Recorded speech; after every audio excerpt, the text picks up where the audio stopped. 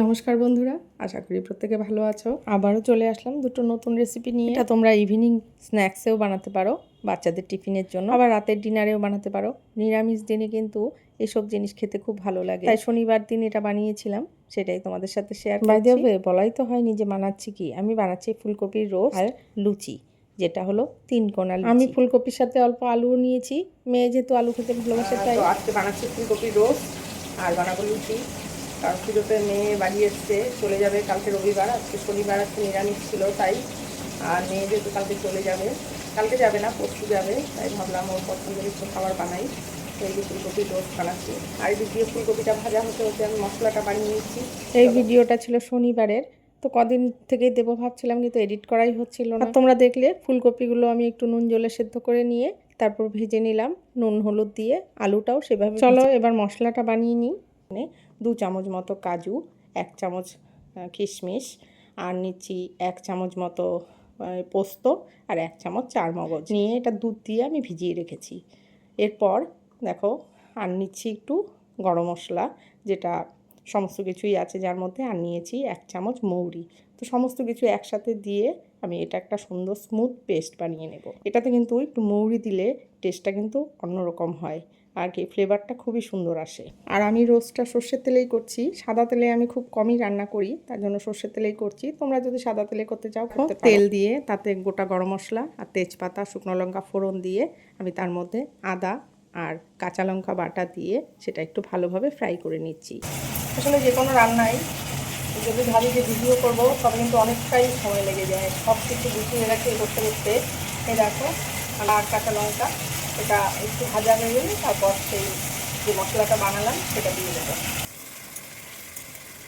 এই দেখো এদিকে আমার আদা আর কাঁচা লঙ্কাটা ফ্রাই হয়ে গেছে। এবার আমি দিয়ে দিচ্ছি যে মশলাটা বানিয়েছিলাম সেটা, আর দিয়েছি একটু সামান্য হলুদ, আর দিচ্ছি টমেটো। রোস্ট মিষ্টি মিষ্টি হয়, ওর জন্য দিয়ে দিচ্ছি চিনি, সামান্য চিনি দিলাম। আর যেহেতু টমেটো দিয়েছি তার জন্য চিনিটা না দিলে কিন্তু টক টক লাগে।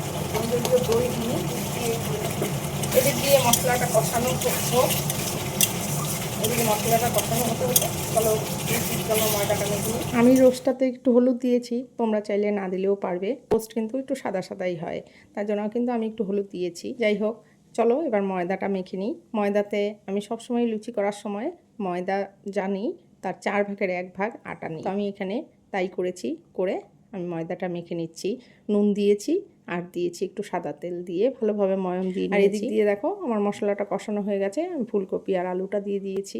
তো ওটা একটু কষিয়ে নিয়ে তারপর জল দেব। তার আগে এদিকে ময়দাটা মেখে নিচ্ছি। ময়দাটা আস্তে আস্তে জল দিয়ে অবশ্যই একটু নরম করে মাখবে, এবং অতটাও নরম হবে না যেন একদম আঠার মতো হয়ে যায়। তো দেখো আমার এদিক দিয়ে কিন্তু ফুলকপিটা কষানো হয়ে গেছে। এখন আমি সামান্য জল দিয়ে দেব, খুব বেশি দেব না। তো এই দেখো এটা জল দিয়ে একটু ঢাকা দিয়ে দেব। এই দেখো ফুলকপিটা প্রায় আমার হয়ে গেছে। এখন একটু সামান্য ঘি দিয়ে আমি নামিয়ে নেব। তোমরা যদি চাও ঘি দিতে পারো, না দিলেও চলবে। কেউ যদি চাও ধনে পাতা দিতে, তাও দিতে পারো। তো দেখো রোস্টটা কিন্তু আমার হয়ে গেছে। চলো এবার লুচিটা বানিয়ে নিই। এই লুচিগুলো বানাতে কিন্তু লেচিটা যে বানাবে সেটা নর্মাল লুচির লেচির থেকে অনেকটাই বড় হবে, কারণ লুচিটাকে যেহেতু 4 ভাগ করব, তার জন্য লেচিটা অনেকটাই বড় হবে। তো আমি এদিক দিয়ে রোস্টটাও নামিয়ে নিচ্ছি। এই দেখো কেমন হয়েছে দেখতে, তোমরা কমেন্টস করে জানিও। খেতে কিন্তু দুর্দান্ত হয়েছিল। দেখো খুবই সহজ, খুব কম সময়ে খুব অল্প জিনিস দিয়ে খুবই সুন্দর একটা রেসিপি বানানো যায়, নিরামিষ পোলাও কিংবা রুটি পরোটা সব কিছুর সাথে খাওয়ার জন্য। এবার আমি লুচিগুলো বেলে নিচ্ছি, একটু বড় বড় করে লুচিগুলো বেলে নেব। আর এই লুচিগুলো বানানোতে একটা সুবিধা আছে, তুমি একবারে রুটির মতো লুচিটা বেলে তারপর কেটে নিলেই হয়ে গেল। তাতে কি অনেকটাই তাড়াতাড়ি হয়, কিন্তু যদি ভাজতে গেলে মনে হয় যেন একটু দেরি হচ্ছে, কারণ অল্প অল্প করে একটা একটা ছোট ছোট লুচি ভাজতে হয়। তাই তো এই দেখো লুচিগুলো আমি কেটে নিয়েছি, মাঝখান বরাবর কেটে নিলেই হয়ে যাবে, 4 টুকরো হলেই না হয়ে গেল। তো এই দেখো লুচিটা আমি এখন ভেজে নেব। এই লুচির আরেকটা গুণ আছে, সেটা হলো প্রত্যেকটা লুচি কিন্তু খুব সুন্দর ফোলে। এটা কিন্তু তোমরা দেখবে বানিয়ে। আর আরেকটা কথাও বলছি, লুচি মেনলি ফোলে লুচির ময়ামের উপর। লুচির ময়াম যদি খুব ভালো দেওয়া হয় তবে কিন্তু লুচি যে কোনোভাবেই বানালেই ফোলে। আর কিন্তু এই লুচিটাও প্রত্যেকটা লুচিই ফুলেছে আমার, এবং খুব সুন্দর হয়েছিল খেতেও। দেখো সেই ভাইরাল লুচি আমিও বানিয়ে ফেললাম। জানি না আমি ভাইরাল হতে পারবো কি না।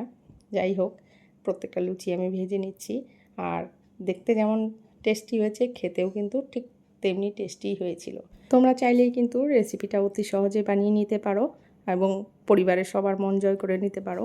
তো দেখো, তো আমি যেভাবে করেছি তোমরা সেভাবে ফলো করতে পারো। আর রেসিপিটা যদি ভালো লাগে তবে অবশ্যই লাইক করো, কমেন্টস করো আর চ্যানেলটা ফলো করতে। হ্যাঁ, কেমন হয়েছে বল। ভালো হয়নি, গলায় আটকে যাচ্ছে। হ্যাঁ, আর বাইরে চলে আসবো।